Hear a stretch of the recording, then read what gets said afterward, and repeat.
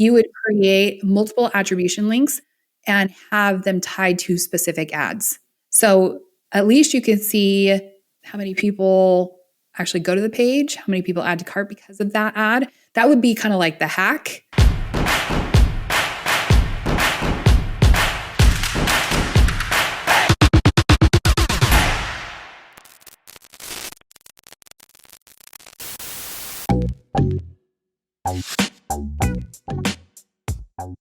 Hey guys, welcome back to the Dotcom podcast. This is Andrew Erickson, as always, your host of the podcast, and we are here with one of our favorite guests. This is probably, the third or fourth time that Michelle has come on the podcast.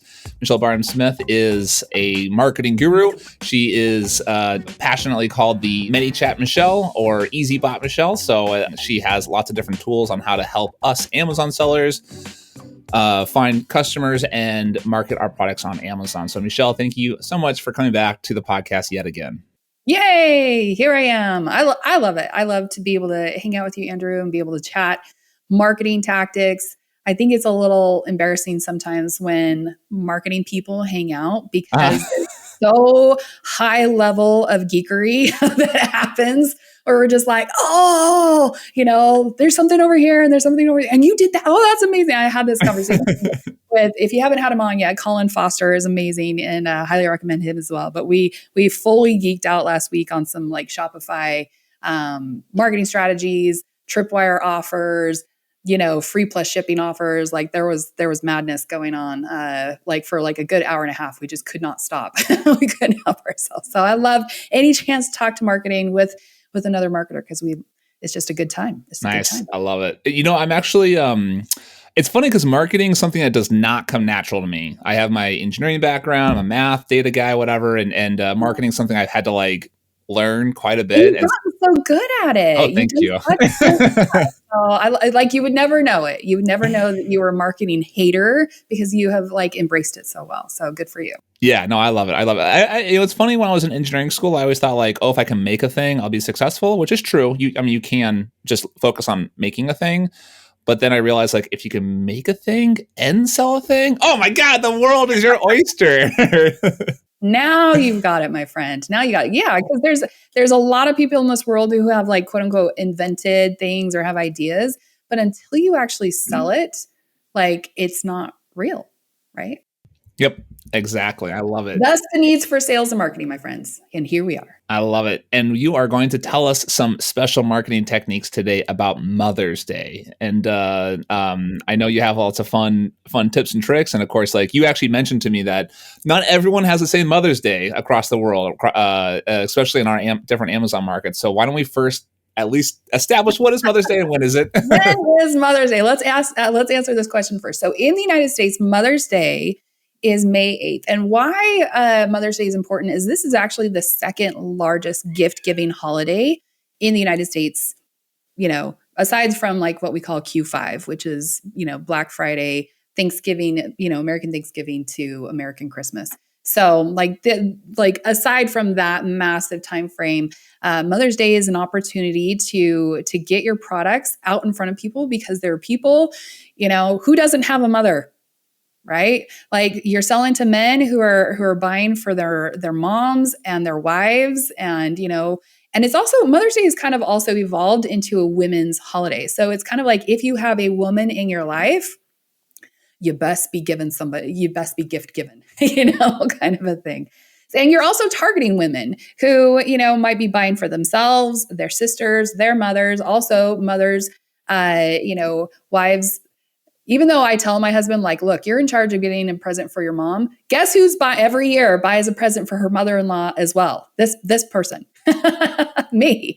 That's so funny. So it really is kind of that season, that holiday where it's anything goes. And so that's why it's such a big deal. And I know that the UK has their Mother's Day in March or early April. And so sometimes you forget hey, American Mother's Day is coming up. And this is an opportunity to be taken advantage of. Nice. Good. So we have just a few weeks left to go. And those of you who are having to buy Mother's Day gifts for your mothers and for your wives and for your mother-in-laws and everything else, do be mindful of that. So there's your first PSA. But if we have products that are related to mothers, women and other mothers, then let's talk about how we can kind of get ready to rank and go for those.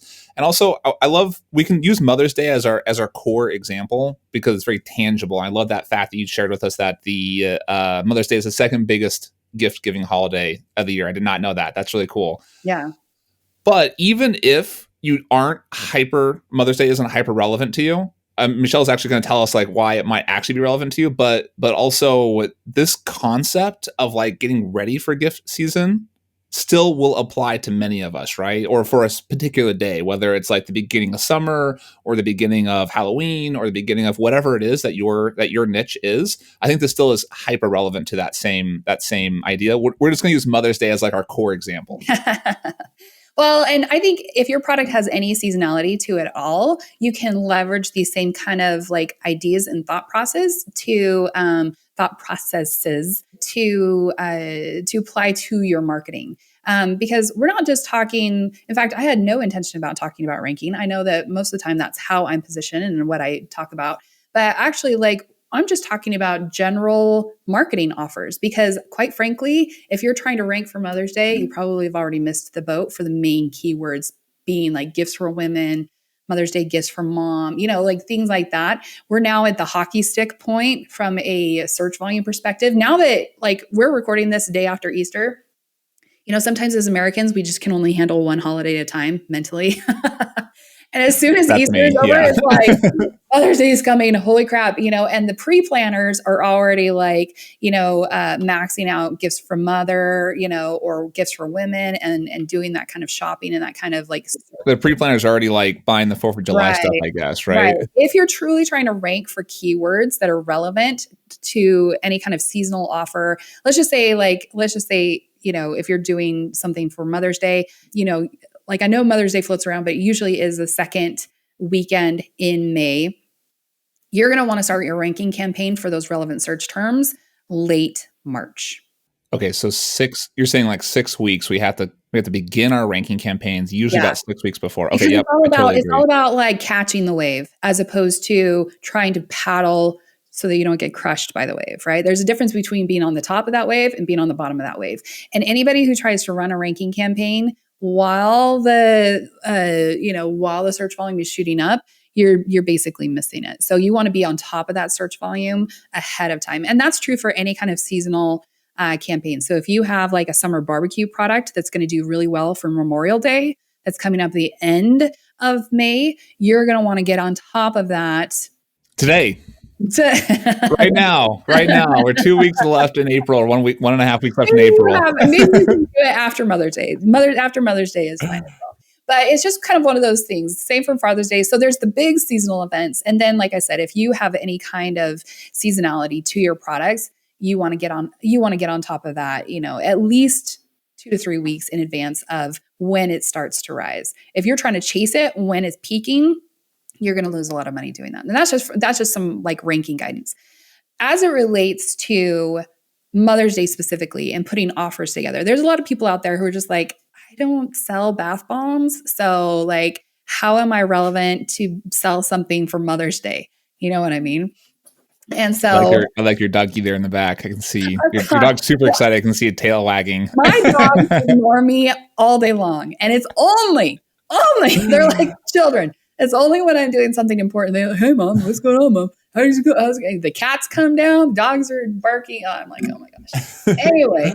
So special offers for the holidays. Yeah. So here's the thing is that you do not have to have a product that is like this highly giftable product. If you were to search for gifts for women, you're going to see things like, beauty gifts, bath bombs, bathrobes, the standard fare. Well, guess what? As a woman and having received many of those gifts in my time, you get sick of it. You're just like, can you just think about what I'm interested in and maybe give me something that's relevant to who I am as a person, as opposed to, you're a mom, you're going to like bath bombs. That's true. I do actually really enjoy bath bombs. But the reality is like, I'm also like a well-rounded human with other interests and things. And so as a product owner, as a brand owner, you likely have a product that could possibly be positioned to sell for Mother's Day. So case in point, let's pull up, and maybe Andrew, you have some obscure things that you could test me with as well. Let's test some offers. There's ways that there's almost any way that you could spin a product for Mother's Day. So let's start with something easy and say like silicone spatulas, right? Kitchen products. Like, of course, mom's going to love probably some, if she's the main cook in the home, probably some new kitchen gadgets, right? And you could put an ad up on Facebook or send an offer out to your list saying, like, don't forget, Mother's Day is coming up. Like, here's a reminder, get 10% off. Click here to go buy it now on Amazon. That kind of a thing. Put together whatever offer you want to. But it's just like a simple reminder. Hey, this makes a great gift for Mother's Day. Like that kind of a thing. Facebook ads, the whole works, right? Let's talk about something a little more obscure. Let me pull something out of the air. How about like pet supplies, like a dog leash or something? Pet supplies, guys, are so huge. Such a huge opportunity for Mother's Day because people have their fur babies and somebody's a fur parent, right? A fur mom. Yep. And a fur dad. Oh, that's weird. But you can say, save that one for Father's Day. But like, careful about Googling that. It might pop up something you aren't expecting. Don't do it. You target, like, that's such a huge list building opportunity for Facebook ads, targeting people who, love dogs and, women who love dogs, kind of a thing. That's probably like a huge range. And putting out there, like, do you have a fur baby? Celebrate, you're a fur mom. Congratulations, fur mom. Like celebrate Mother's Day this year with 25% off this, pet brush or whatever it might be. So don't forget that there's opportunities with like the various niches that you might serve and do, kind of interest targeting in Facebook, which we can kind of talk about later. The other obvious one, if you're like, okay, I'm hearing this and it's the day before Mother's Day, I got nothing, right? Like I missed the boat, I missed the window. You haven't. Because the best gift you can give on Mother's Day is a discount, right? So instead of saying, hey, give this as a gift, and you're trying to target gift givers of your product, you can just target the person who would receive the gift and say, we just want to say thanks for all you do, Mom. Here's 25% off our storefront, or something like that. Ooh, I like that. That's really good. That's a good one. Because that applies to everybody. It doesn't matter because everyone in their audience presumably everyone in their audience has women, right? So, I love that. That's good. So it's definitely one of those holidays that like people forget about and could just like sometimes the men who are last minute shopping. My husband loves to go to Costco the day before Mother's Day just to watch the panic buying that's going on, like the stricken looks on men's faces as they're like, looking at the ravaged, flower section. There's no chocolate left in the store, like he just likes to watch the store burn down with all the panic that's going on in there. I'm like, why don't you get me something while you're there, huh? Anyway, so this is an opportunity to kind of like once again kind of target your gift buyers and then target the gift receivers the day of. So if you're promoting pre-Mother's Day, target the gift buyers. And if you're targeting, if you've missed the boat or just structure it so that you have both campaigns simultaneous, that you have an offer going out on Mother's Day as like a thanks for all you do. We love Mom. We love our moms. Here's a juicy offer just for you.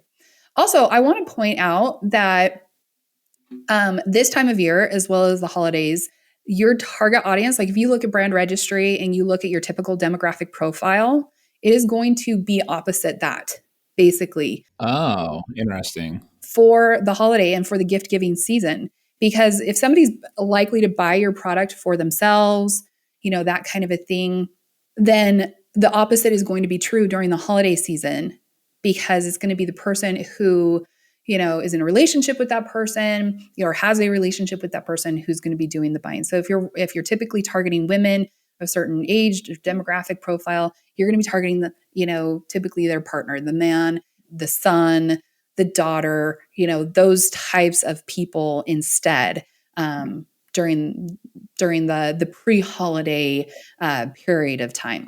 I always had a hard time with that. So the brand that I sold was very giftable, very women's product, giftable thing. Giftable in the sense that when I pulled as many numbers as I could find, which is this data isn't like you can't just like download a report to see how many times this product was gifted.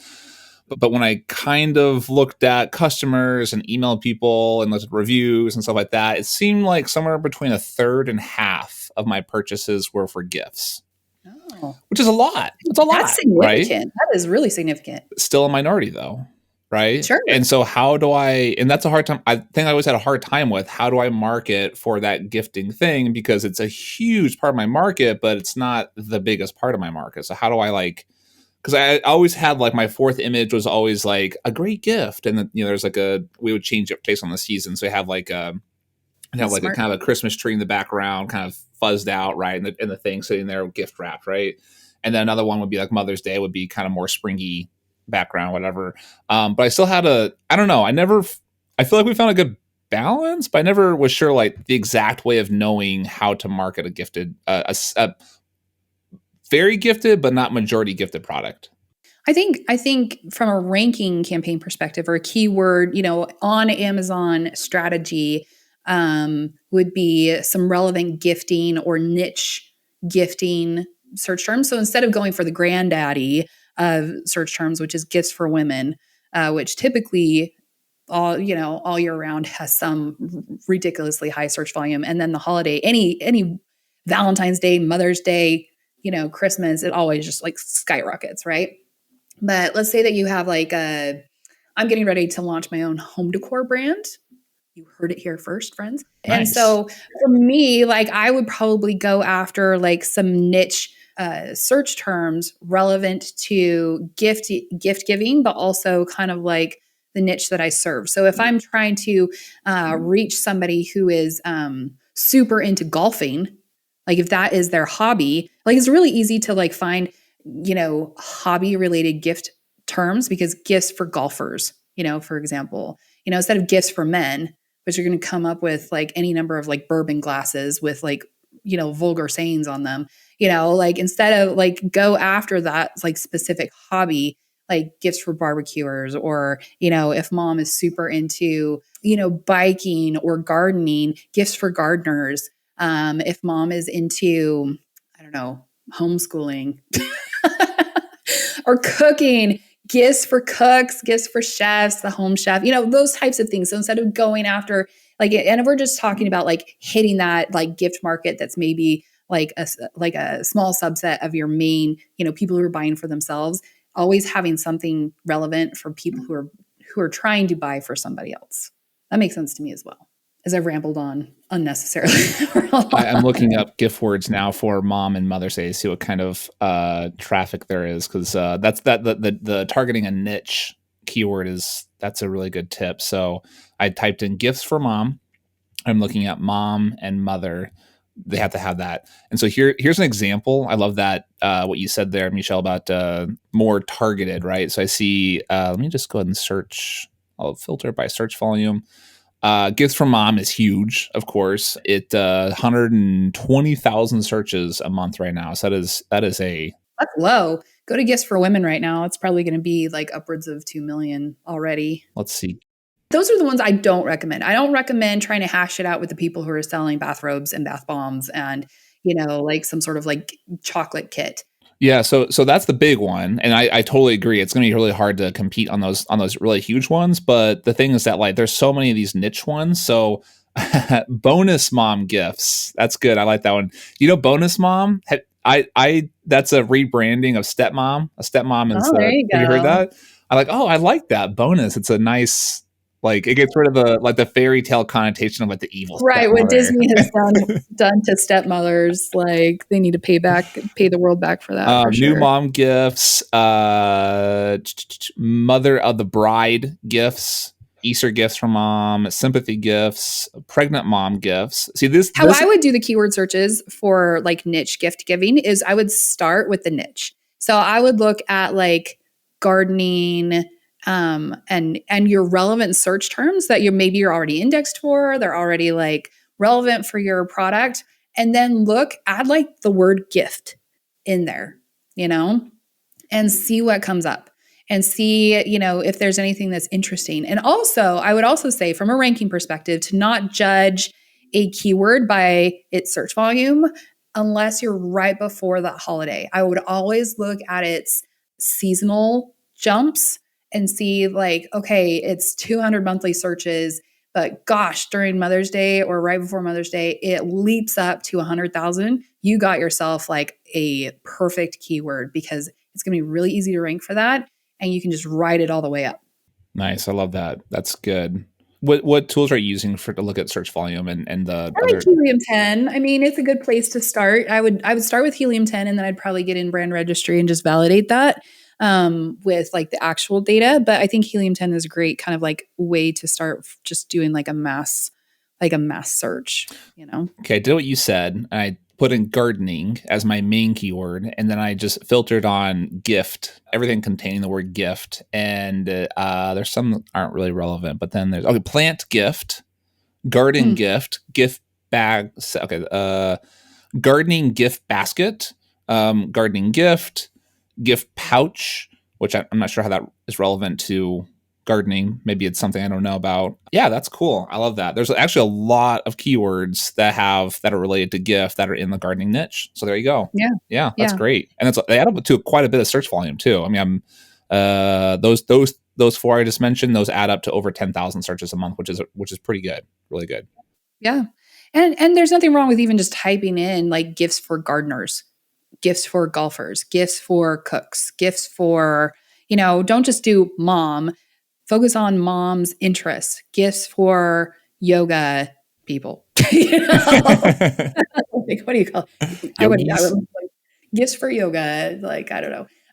Or gifts for cyclists or biking or hikers, or like, what is your mom interested in? Maybe think about it. Maybe that would be like, like how meaningful would this gift be if you bought a gift that was like, like actually, so both you as a gift giver, as well as like, pitching your product to people.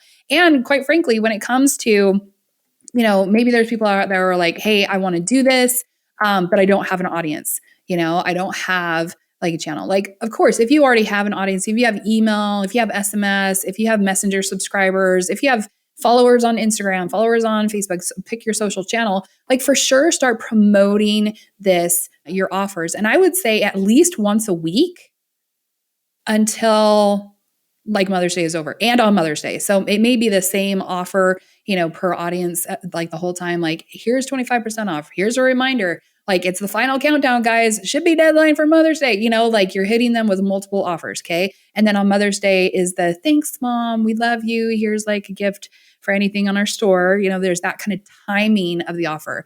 But let's say that you don't have an audience. This is actually a significant time for list building opportunities. Like there's nothing like panic buying to get people like on your list. And so if somebody has that interest in golfing, and let's be honest, like if I see something as a mom and is a product that I want, and I can tell my husband like, hey, hint, hint, and it's on sale, or like, screw it, I'm just going to buy it for myself and I'm going to like give it to him to like package for me, wrap up, and be like, here's my gift that you gave me, just FYI. There's plenty of that. But like Facebook is a great time to get your products. And when I say Facebook, I mean Instagram as well, because the ad networks are shared. But this is a great time to, position the offer and say like, hey, this makes a great gift for, women who are interested in golfing, or, does your mom love yoga? Here's this really great, mat or something, that kind of a thing. So whatever your product is, there is a way that you can spin and develop an audience, interested in buying the product for mom. And then, you can obviously send them to a ManyChat flow, which is what we do in EasyBot. We make it really easy for, we have Mother's Day campaigns and things like that you can just plug into and develop an audience with. Or you can just send people directly to your Amazon listing, add an attribution element to that, an Amazon attribution link, so that you can track, campaign performance, but take advantage of that traffic and driving sales, driving traffic to your listing. if nothing else, you're going to see like, hopefully you're going to see some like rank boost just from the traffic that you're bringing. I love that. I know you know this, but the audience know that external traffic, Amazon's starting to love external traffic. A big thing that I don't know why they did this, but they kind of didn't like it in the past. They actually would hurt you because your conversion rate was lower. Generally, external traffic is lower conversion rate than stuff that's like query based on Amazon.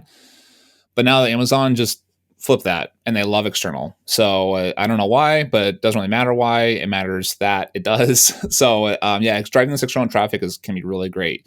So Michelle, I'd love to hear EasyBot, your tool, right, from ManyChat. How do you leverage that? I know you mentioned the attribution links, and maybe like describe kind of what those are, then how do you use them, and then the advantages of those things.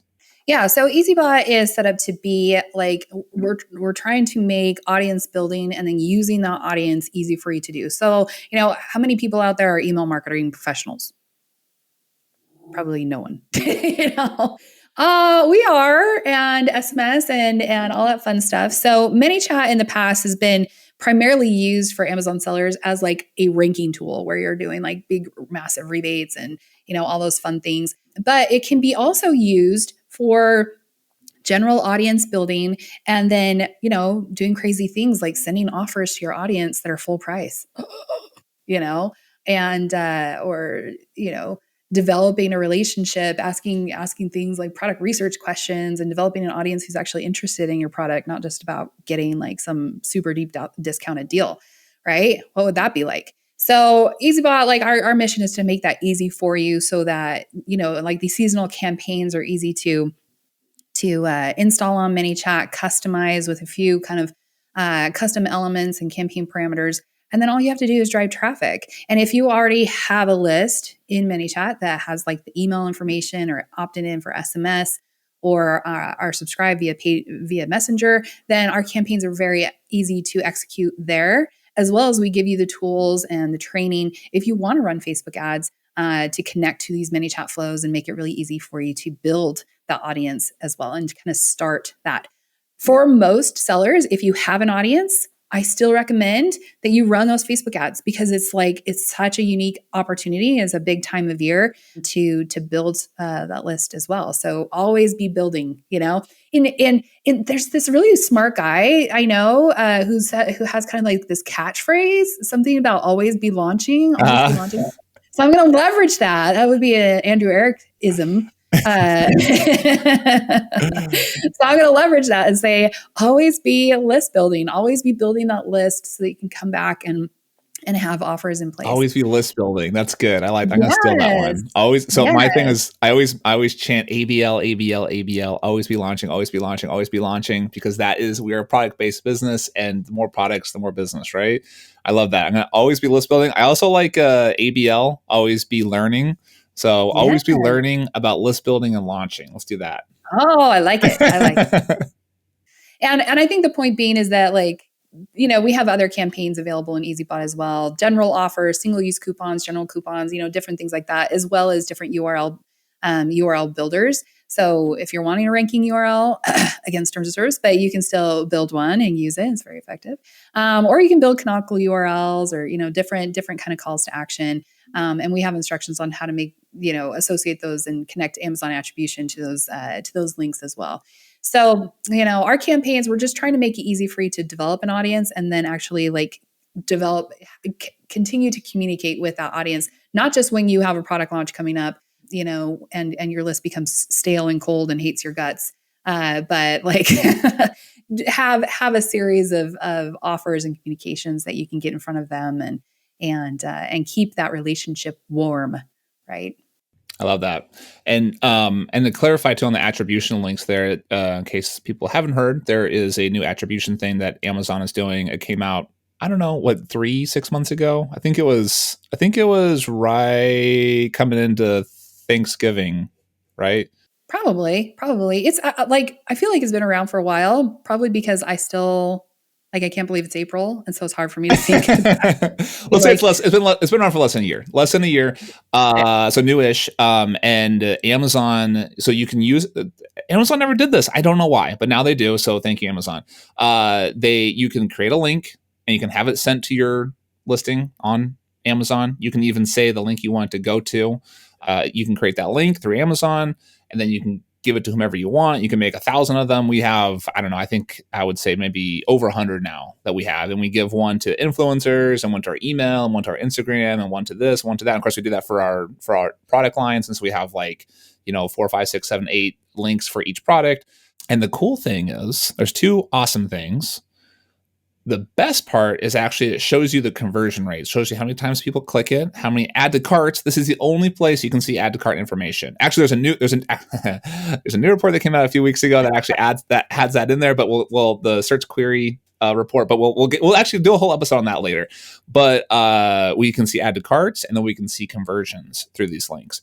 That's the best part. Almost as great as that data is that Amazon pays you. Yes. If you use these, they pay you 10%, right? So it's not, so what the way I think about it is that 10%, I get to have extra ad budget because of that. So when I push $1,000 or $2,000 through these attribution links, I'm going to get $100, $200 back in, I'm going to call that brand referral bonus. That's what they call it. That's the fancy word Amazon uses. So now I get to add another $100, $200 to my marketing campaign. It just makes it so I can basically double my marketing when I do that. So, and you said that EasyBot does use those, right? Yeah, and I'll put like a link here, and you guys can link to it in notes. But basically, we have a training on how to set up attribution. And I think this is really important, guys, because Amazon, as it relates to external traffic, is a black hole of not sharing information. So this is one of the reasons why I really hesitate and tell people to set up Facebook ads and drive traffic directly to Amazon, because the way that Facebook measures conversions is via their pixel. It's what they call it. And that pixel, same with Google Analytics, has nowhere to attach to inside of Amazon. Amazon does not share with external ad networks. And so your ads, both for Google and Facebook, cannot automatically increase engagement or conversion. It can't measure events and conversions and therefore say, okay, this ad is more effective. And the automation side just basically shuts down, which is why I prefer that you run traffic through, ManyChat and those kind of list building mechanisms, because then you have subscriber information, you follow up, do those kinds of things, and then use a call to action link that is associated with the Amazon attribution URL. Therefore, you get data back with which you can make more decisions with. So it's a little bit more of a process, but it gets you better information. In a pinch, you can use the Amazon attribution link and tie that into Facebook, and just make sure that you're updating and optimizing your Facebook ad campaigns according to that data that you're getting back. But it's not as much as Facebook would give you if they were running the campaign. Can you give? But this is actually like the new, and we could talk about this another time because it's a much bigger conversation. But the pixel, like the way that with the recent iPhone iOS updates, how the apps now ask, hey, would it be okay if we tracked you and shared information about you with everybody's like, oh, hell no. That's basically like really hurt the advertising network world, Google and Facebook. And I'm just like, Amazon sellers been dealing with that kind of nonsense forever, because Amazon doesn't share any data with the ad networks. So, the Shopify world, the D2C world are feeling crushed, and the Amazon world is like, this is the same as it has ever been, I'm guessing Amazon doesn't, or Facebook doesn't do this, but could you tie in the attribution link and the conversions and ad carts and tie that conversion back into the pixel and have whatever the AI is on that pixel? No, they don't do that. No. But I mean, like technically you could. I mean, like the data is there and the pixel is there. You just they're just not quite compatible, right? There's so much more to it than that. Like when I'm running a Facebook ad and I run multiple images, multiple copy, I'm doing lots of A/B testing, lots of audience testing, different things like that. And I can very quickly see, to my ManyChat campaign, which ad is dominating, which audience is responding best. I can optimize things to redirect my budget to the highest performing It's kind of like water, how water flows downhill. If the land is level, the water is eventually going to like cut away, and then it's going to flow down to that least path of resistance. And Facebook ad budget is very similar in that regard, where it will redirect to that highest performing, most engaging ad and audience, or ad set as they refer to it. When Amazon's not giving that data back to Facebook to tell them, hey, this is how this ad performed, and this is how this audience associated with that ad is performing, then those automations can't happen, and therefore it can be a waste of money. But that data is there though through the attribution link. So can you, like, I know it's not also, the pixel.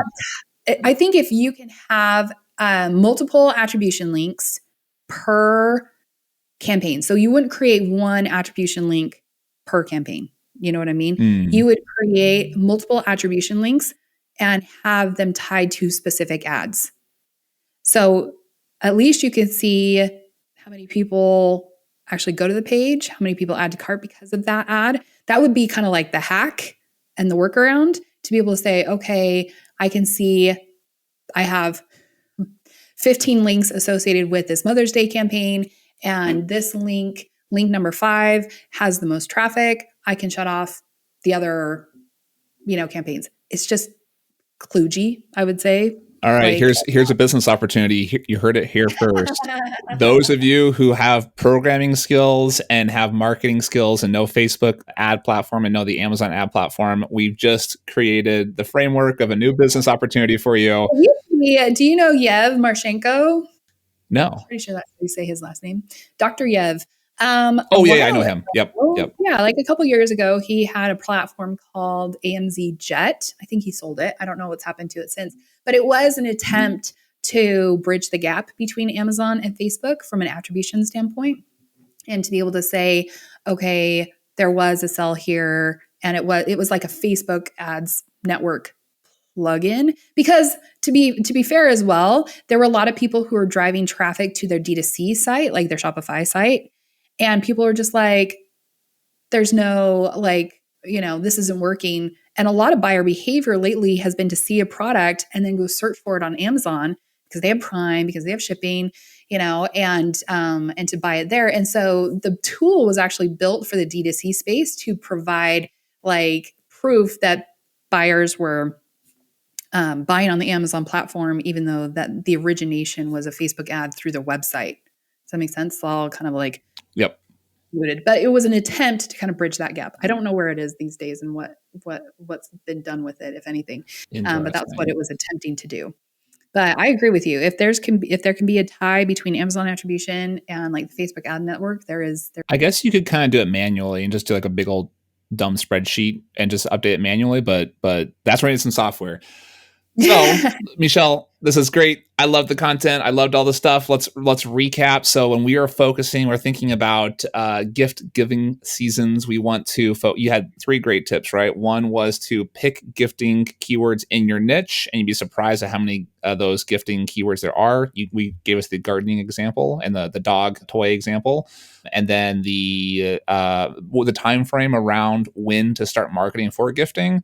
And then the third tip was, how to create an offer that create an offer. And then that really golden nugget there that I love is that even if you're not giving if you really don't have anything applicable to your niche, you can always just offer a coupon to the moms. The greatest gift of all. Yes, you can give a gift for Mother's Day. So I love that. That's amazing.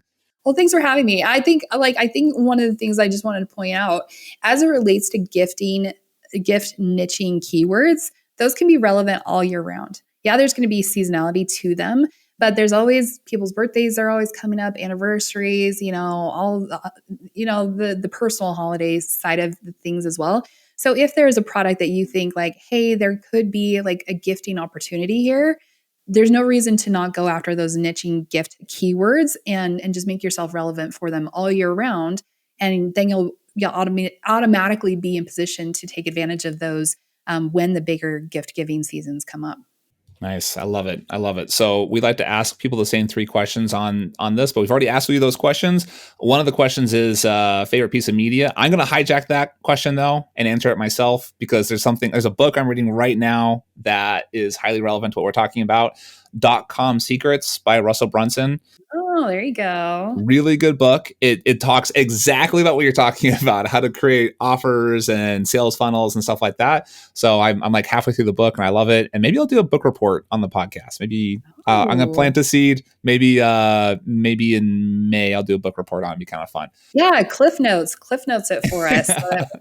Like those of us who are like, oh yeah, I need to get around to that. You know how many books sit around in my, office that I just are like, oh yeah, that's right. And then my children come home from school and I'm like, yep, that's not happening. Dude, Audible. Dude, it's all, I only read through my ears. I just like the podcast, right? I only read through my ears. I don't read with my eyes anymore. People give me shit for doing that. I'm like, well, you know what? And I show them, I have 7 pages of notes that I write as I'm listening, right? And I'm like, I listen to the book. It's going into my brain. It's just going in through my ear holes instead of my eyeballs. So yeah. I love it.